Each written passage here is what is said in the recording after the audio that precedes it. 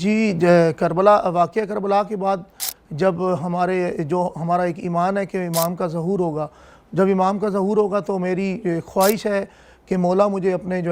فوج میں یا اپنے ساتھ جس طرح بھی ہے، مولا مجھے اپنے ظہور میں اپنے ساتھ ضرور، میری روح کو ضرور اپنے ساتھ اٹھائیں۔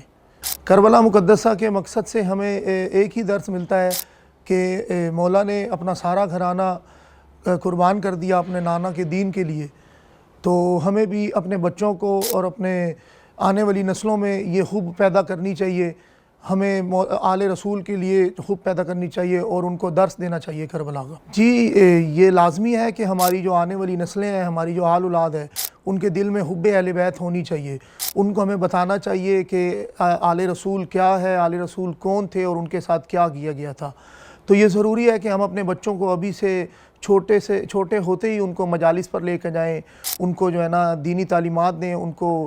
کو درس کربلا دی جائے، کیونکہ ہماری جو درس گاہ ہے وہ کربلا ہے۔